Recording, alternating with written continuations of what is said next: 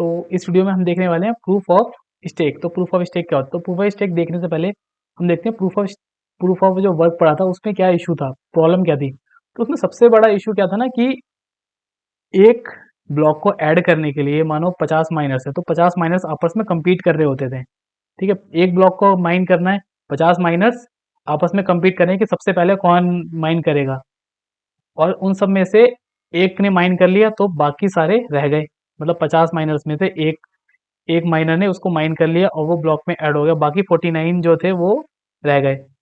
अब इस वजह से आपस में जो कंपटीशन होता है, तो उस वजह से क्या होता है ना, उनकी जो कंप्यूटेशनल पावर है हर माइनर की, वो वेस्ट हो जाती है, क्योंकि रिवॉर्ड तो एक ही को मिला, वैलिडेट तो एक ही को कर पाया। मतलब माइनर, मतलब माइन तो एक ही माइनर कर पाया ब्लॉक को, लेकिन जो कंप्यूटेशनल पावर तो सबकी कंज्यूम हुई, वो सारी वेस्ट भी हो गई। ठीक है, तो इसी की वजह से हम यहाँ पे क्या लेके आए थे, प्रूफ ऑफ स्टेक।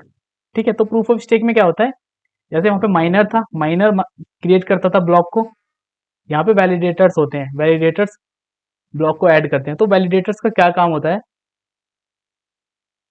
जैसे कि वैलिडेटर्स क्या करते हैं, अगर इसमें कुछ नंबर ऑफ, जैसे वहाँ पे माइनर थे वैसे यहाँ पे वैलिडेटर्स हैं। वैलिडेटर्स को अगर कोई कोई भी ब्लॉक क्रिएट करना है, मतलब वैलिडेट करना है, तो उसके लिए वो आपस में कॉम्पीट नहीं करते हैं। तो उसके लिए वो कहता है एक अमाउंट ऑफ ईथर, अगर इथीरियम चेन की बात बात कर रहे हैं, एक अमाउंट ऑफ ईथर को वो डिपॉजिट करते हैं, मतलब लॉक करते हैं। ठीक है, एज अ वैलिडेटर जितने भी वैलिडेटर होंगे सब अपना अमाउंट डिपॉजिट करेंगे, मतलब लॉक करेंगे। लॉक करने के बाद उन वैलिडेटर्स में से एक वैलिडेटर रैंडमली चूज करा जाएगा। अब उनमें से कोई एक वैलिडेटर चूज हुआ, और फिर वही वैलिडेटर क्या करेगा, उस ब्लॉक को माइन करेगा, उस ब्लॉक को वैलिडेट करेगा। अब यहाँ पे क्या हो गया, यहाँ पे जो रैंडमली चूज करा by depending upon their staking amount. ठीक है, तो यहाँ पे जो बाकी के, मतलब मानो 50 वैलिडेटर थे, तो बाकी के 59 वो रह गए, लेकिन उनको उनको फालतू की जो जो कंजम्पशन थी, पावर की कंजम्पशन या सिस्टम की कंजम्पशन, जो भी थी कंप्यूटेशनल पावर की कंजम्पशन, वो उनको मतलब वेस्ट नहीं करनी पड़ी, क्योंकि आखिर में करना तो एक ही को ही है ना।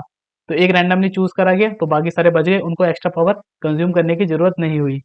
अब तो जो ये जो है, एक वैलिडेट डेटा जो जो चूज करा गया, ये उसको वैलिडेट करेगा माइन करने के लिए, ब्लॉक क्रिएट करने के लिए।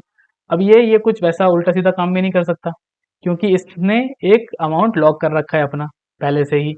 अगर वो कुछ उल्टा सीधा काम करता है तो वो इसका जो लॉक अमाउंट है वो चले जाएगा इसके पास से। ठीक है, तो इसका ये काम होता है। तो ये लॉक अमाउंट किया, वहां पे जाके माइन करेगा, माइन करने के बाद जब वो माइन कर देगा, वैलिडेट कर देगा उसको, ब्लॉक को, तो फिर अब इस वाली चेन में जितने भी नेटवर्क्स हैं, मतलब इस वाली नेटवर्क में जितने भी नोड्स हैं, अब वो वैलिडेट करेंगे इसको। ठीक है, अब वो चेक करेंगे कि ये वैलिडेट जो वैलिडेट किया है इसने सही किया या नहीं किया।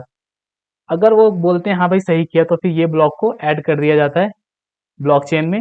अब जब ये ब्लॉकचेन अब जब ये वाला ब्लॉकचेन में सक्सेसफुली ऐड हो जाता है, उसके बाद जो वैलिडेटर था, जिसने अपना स्टेकिंग अमाउंट को स्टोर किया था, मतलब लॉक किया था, तो अब क्या होगा, उसको जो वो स्टेकिंग अमाउंट प्लस उसको जो रिवॉर्ड था, स्टेकिंग अमाउंट प्लस रिवॉर्ड, वो उसको वैलिडेटर को मिल जाएगा।